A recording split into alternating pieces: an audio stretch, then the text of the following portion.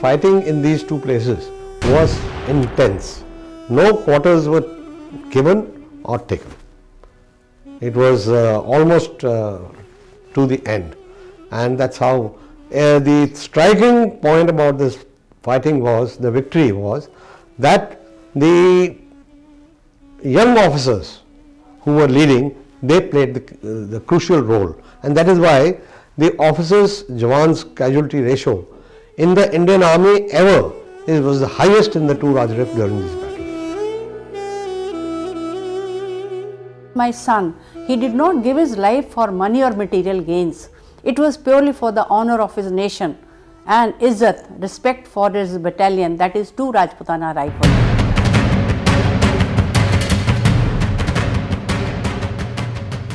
The summer of 1999, a time when many Indians thought that we were on the verge of lasting peace with Pakistan.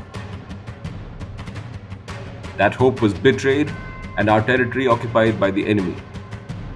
The onus of freeing our land fell upon India's best and brightest, and they made us truly proud. Sometimes sacrificing themselves for India's future.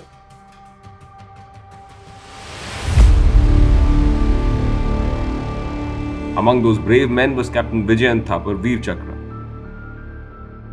This is the story of his life and his victory. This is the story of an Indian hero, in the words of his father, Colonel Vijyant Thapar.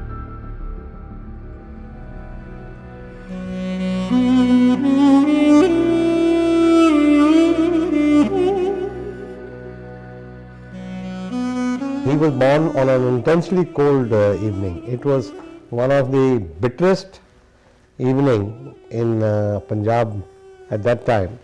The kind of winter you don't see now because of the various reasons. You don't see that kind of a tinge. It was very cold. And the hospital where he was born, it was Dr. Gurbaksh Singh Babbar Hospital, who was his uncle, or rather my uncle, who was my uncle. And therefore the atmosphere over there was all known to us so well. And on the 25th of December 1976, my wife was admitted to the hospital, and he was born in the morning of 26th. And well, actually, though it is not very believable today, but in those days, you know, getting a male child was a source of great happiness in the Punjabi families because of lineage and all this sort of thing. But when Robin was born, we were all very happy. And then I went inside and I saw mother and child well, and saw him, you know, shaking his limbs a little bit and all sort of thing. And therefore I, not by design, but just like fun sake, you can say, I just gave him a salute. He was named Robin, not because of any other reason, except that we found him, as you will see, I will show you, we found him very energetic. I mean, you just, when he was amused, he would shake his legs and arms so vigorously, and he would tweet out something from his mouth, which was very pleasant. So we thought that we should name him Robin because of the energy he displayed, because of the endless, every time people went to him, he did the same. So we named him Robin after the bird, because the bird also is full of energy and it never stays still at one point.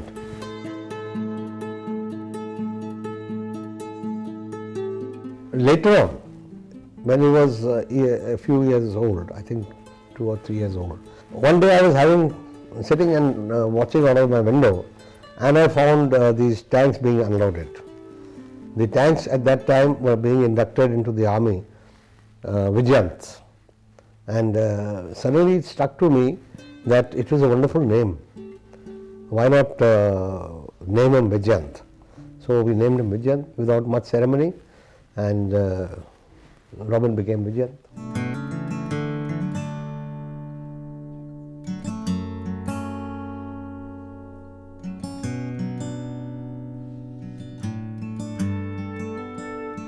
Oh, we never had a second thought on that. No, just no second thought, because it was assumed that he will come into the services, because so was the atmosphere in our family, and we always had a very high regard for the defence forces within our family.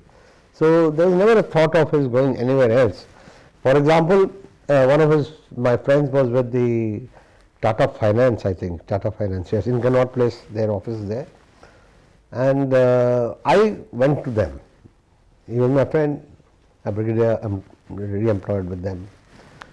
So I asked him, can you fix him? He said, yeah, you bring him, we'll see.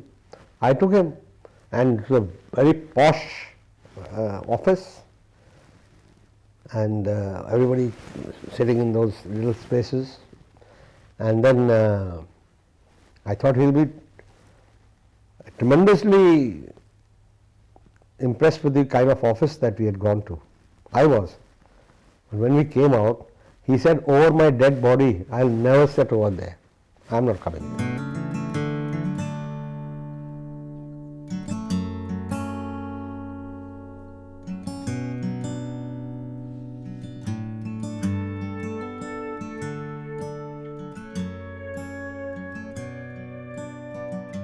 Vijyant was a very loving, very affectionate, kind, very disciplined, and above all, he was a true patriot. Because for him, India was first, always and every time. He was totally oriented, army oriented. 6 o'clock in the morning, they were out for a run. They will come back and do their other exercises, preparing himself physically. And then he was going for his college to Khalsa College, and that's how he worked on his own. He worked on his own, and very diligently, very meticulously. He was trying for NDA, but in the first chance he couldn't make it. Because Colonel Thapar was far off, he was posted in East, I was in Noida, and my son Captain Vijyant Thapar was in Chandigarh. So there, at that time a child needs moral support, which was not there. So anyway, he tried on his own and he couldn't make it, and he was quite depressed when he could make it for NDA. So then I told him, I said, Robin, for all these competitive exams, a family is very important. We should all be there. Like his father, he was like a guide for him.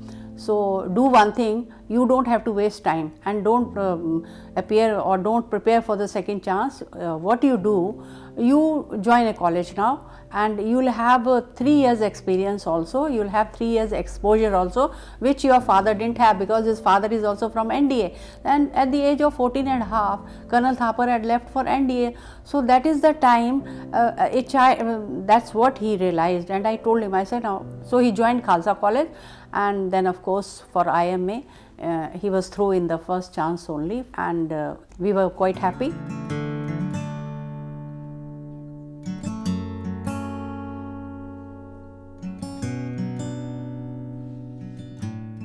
What a spirited guy he was. And not only did he look after himself, he was more concerned about others. So these two boys were weak in PT and they were weak in swimming, in which he was good. So he, after dinner, would take them out and make them do certain things that were required for them to pass. He would take them for extra classes in swimming and ensure that by the time their test came, they passed. So that way he was very enthusiastic, and he loved every moment that he spent at the Indian Military Academy. In fact, we contacted some of his instructors and course mates, and the one thing that they said was about his enthusiasm. It was called the Josh type. He was a Josh type, typical IMA phraseology. During the obstacle course, there was some obstacle, some Russian obstacle or God knows what, but that obstacle was difficult to do. So the whole class was there, and the instructor came and he said, all right, have you any doubts on how to do this? So everybody said, we have no doubts. But this guy says, sir, please give us a demonstration. The instructor was taken back because he was really not fully prepared for that kind of a thing. But then he gave them a demonstration, and then he thought that Robin was being uppish. So he told him, have you understood how it is to be done? He said, yes, sir. Later on, the same instructor said he was in the earnest. He did the correct thing. He had the moral courage to tell an instructor to do it for them, which others didn't have. So that way he was very enthusiastic about his training. He enjoyed almost everything. Nobody feels happy about getting crawling and getting his elbows raw, but he was the one who never minded all that kind of thing. So it was during this training that he did that obstacles so well, at some particular obstacle so well, that instructor was I think Captain Mukherjee at that time. He said, do it again, show them. He went up again did it. So 2-3 times he did it, and in the end something went wrong and he slipped and fell and his shoulder was dislocated. And he was in great pain. And while taking him towards the hospital, somebody pulled him or jerked him, and the elbow went back. The socket, it went back to the joint, went back to the socket, and he was all right. But he was in great pain. So that was the first time. Second time in boxing, the guy hit him right at that point, and again it got dislocated. And this time it was a serious matter. He was taken to the hospital. And this was in the final term, and that's the time when he was very upset that possibly he'll be relegated or possibly he'll be withdrawn. But then I got the things checked, but there was no such problem, and he stayed on. And with that elbow, he did the most difficult exercise of the Indian Military Academy. It is a long march in the hill, in the mountains behind, long range patrol, and tough, but with the help of his friends, colleagues, and with his own effort. He asked me, Dad, what should I do? I said, I am not going to tell you anything. You do what you feel right. He did it, and thereafter he got a gold medal in swimming. In fact, in one of the CI cordon and search operations, not cordon and search, they were out. Gupta was the force commander, and everybody was there. Mohit Saxena, Vijyant, and one more. From all 4 directions, they had cordoned off that area, big area. And the contacts had come, and early in the morning, he was told to rush up to a small high ground by Gupta, and in the early hours of the morning there was firing. One long burst, some shots, and they knew that something has happened, and that soon on the radio they heard that they have got the kill. The second encounter was a very well planned thing, and they had surrounded the huts where the militants were supposed to be there, and it was a sure shot kind of an operation. But there's never anything that works as per plans. So what happened was, when everybody was very tense, Robin's party was giving covering fire, and Acharya was going to search the place. So as Acharya was approaching, from God knows where that window of the neighboring hut flung open, and a bird, most probably it was a rooster, it flew out flapping its wings loudly, and the boys opened fire. There was a melee, because they were not supposed to open fire. They were only required to open fire in case, as per plans, in case something goes wrong. But here, because of the huge amount of tension that the boys had, somebody just let fly, and then everybody opened up.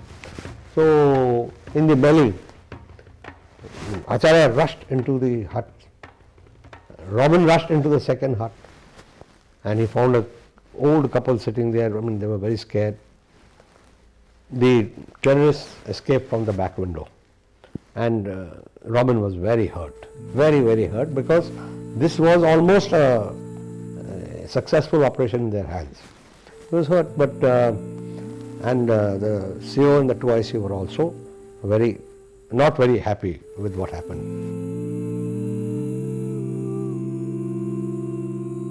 She was just a small little girl, I think 2.5 years. And suddenly we got a letter saying that please keep dresses for a girl ready. When I come in June, I will take those dresses. So his mother was little shaken up, what girl now? So then he understood what she's suspecting, and then told her, no, she's a small baby. She comes up to my knee. So then they had a conversation. She told him not to worry. When he comes here, he'll give all the dresses that he wants. Rukhsana's house or a hut, very poor. He was a woodcutter, her father, and he used to get casual labor, sometimes. To Raj Rif's camp was right opposite. But this incident had happened much earlier, a year and a half earlier. Then Robin came. And then because the terrorists suspected him of having contacts with the army and thought that he might be an informer, one night they came and they shot him dead, right in front of that little girl. She saw her father, who loved her so much, lying in a pool of blood, his face shattered, and mother wailing away. So she went inward and she stopped her normal activities which a child does. So this guy used to go out, he would wave at her, he would make some gesture or something, but she would not respond. And it happened every time he had to go and come back, he used to cross their hut, and this girl used to be standing outside. So then he asked that girl's aunt, in fact not his mother but his aunt, as to what is wrong with her. Is she congenitally something wrong with her? Then the mother told him, no, she was a normal girl, this is what happened. And ever since then, she's gone into a withdrawal syndrome and she doesn't do anything. He would go sit down with her and play with her, take some small eats, chocolates and things like that, and gradually the distances between them narrowed, and one day he asked her, do you want to go to school? She said yes. Then he asked her, what is your name? She said Rukhsana. And then they started. In his last letter he had written to me that you have to keep giving 50 rupees to her for her class tuition fee. So I said okay. I go there every year, meet her.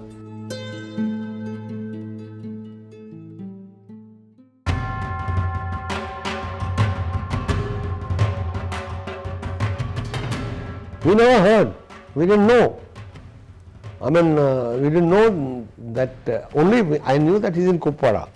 One day, one of my officers, he was the brigade commander over there, he patched up his telephone to us. Then we just spoke. That was in Kupwara. After that, we don't know when they moved and what happened. We only came to know after the Battle of Tololing that he is there and they have captured Tololing. He spoke on the satellite phone to his mother.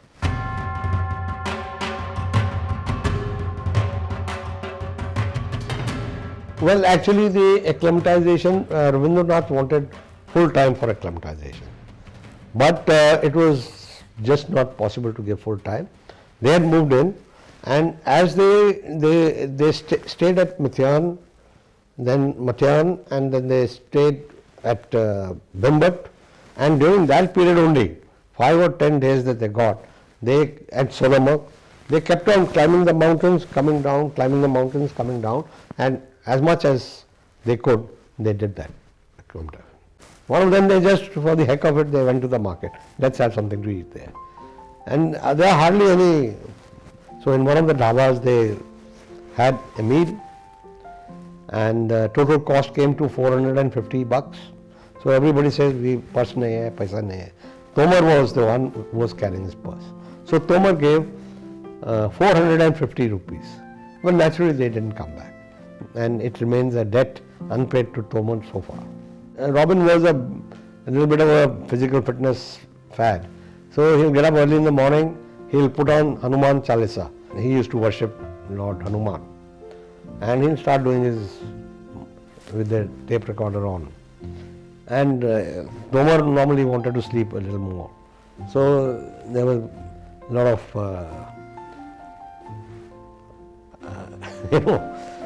so finally Tomar told him, "Bhai, tum dusra tent le lo." But that was passed off. I mean, that was one of the. And in that tent, they took one very historic picture, photograph, with Gupta, Archie and Vijyant sitting on Vijyant's cot, and Kangaroos took that picture. But unfortunately all four of them got killed in that battle.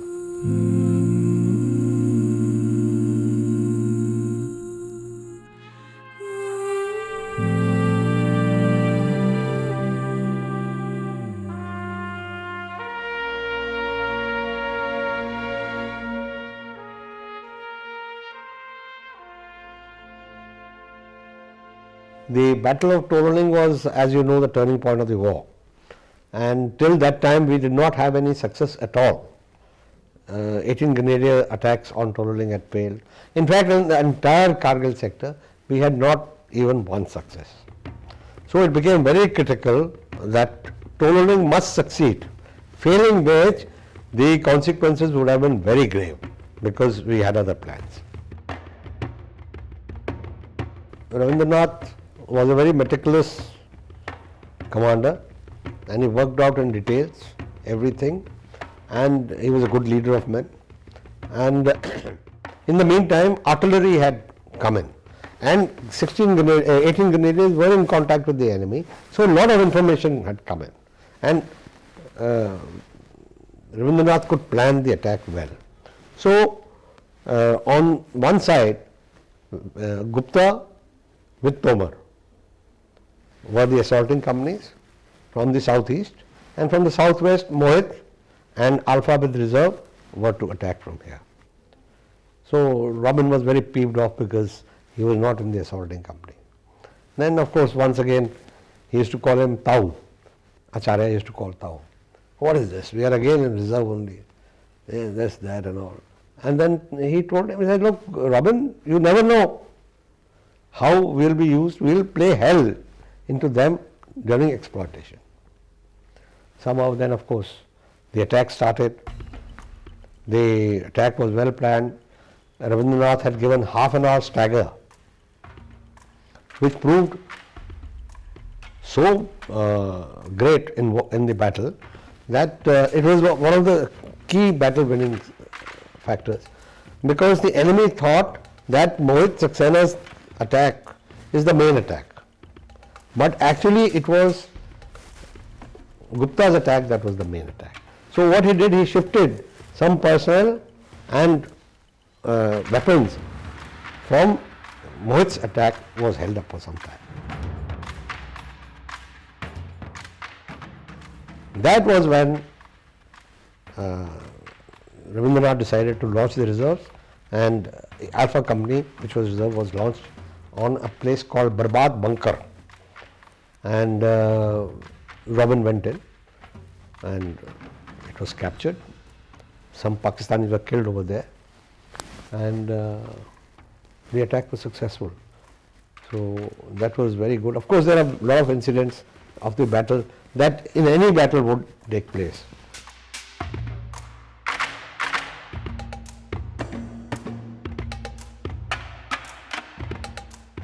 Knoll is terrible. It is a bare feature without any cover and just a rocky surfaces. Both sides of there's only one ridge leading on to Knoll, and on both sides there are almost vertical cliffs, thousands of feet. If you misstep or something, you just go down. And then the direction in which they attacked, it was like you go through gullies up, and the gullies were having loose boulders, loose gravel. As you went up, you kept coming down. Very tough, very, very tough. And it was one day past the full moon, a very well lit night for the enemy. It was, they were carrying huge loads, and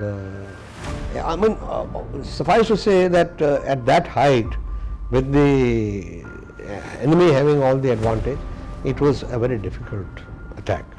But they put it on, very spirited attack they put. They were raring to go. Raring to go. I mean, there was no other way except going the way they went. And of course, Acharya was unfortunately killed in a grenade attack, a grenade burst, and it was in the, as he was going towards Knoll, he fell. As far as Robin is concerned, he was the leading platoon commander. He put his platoon into formation for attack, and just then one Pakistani, a salvo of the Pakistanis, one shell landed amongst them in the middle. And of all the people to be killed was his very, very dear Sahayak, Jagmal Singh Shekhawat. 2 people were killed, 5-6 were wounded. The entire formation for attack was ruined. But then Robin was not the guy who could be stopped.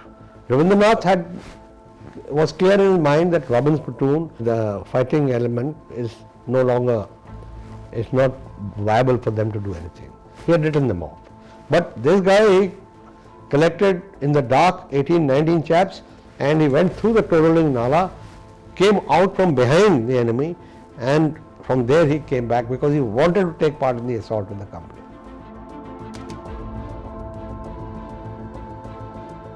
The most fortunate thing was that he was behind the enemy, and now these guys had reached almost the objective when the senior JCO was also hit.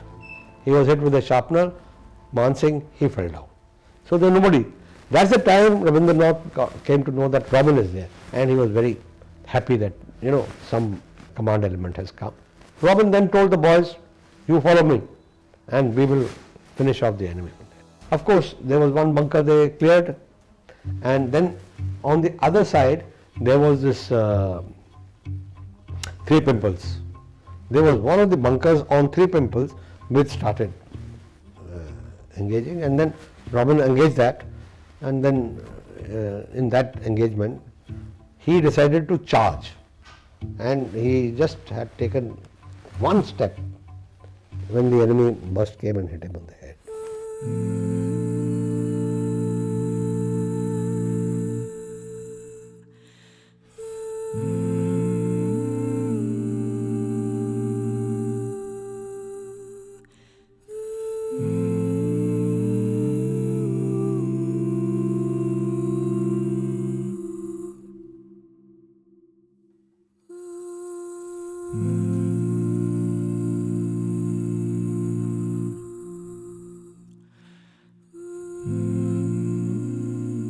For young generation, for today's generation, I just want to tell them that I'm not saying that you join the services only then you can serve your country. No, you be in any service, any field, but you think about your country first and be honest to your job. Give your 200% to the job, and that's what my son also did. My son was focused that he wanted to do something for his country, India, and he did it. And I'm a proud mother, because whatever values we had given to Robin, to Vijyant, I'm very proud of him, and he follows that, and same message I want to convey to the young generation also.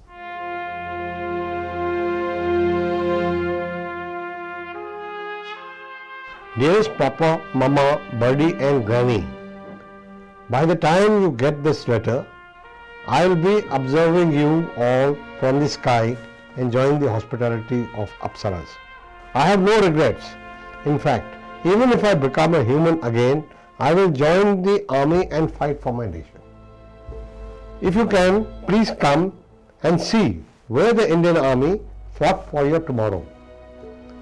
As far as the unit is concerned, the new chaps should be told about this sacrifice I hope my photo will be kept in Alpha Company Mandir with Karni Mata. Whatever organ can be taken should be done. Contribute some money to the orphanage and keep giving 50 rupees to Rukhsana per month and meet Yogi Baba. Best of luck to you, buddy. Never forget the sacrifice of these men. Papa, you should feel proud. Mama, you should meet, so should you. Meet Naina, I loved her. Mamaji, forgive me for anything wrong I did. Okay then, it's time for me to join my clan of the Dirty Dozen. My assault party has 12 chaps. Best of luck to you all. Live life king size. Yours, Robin.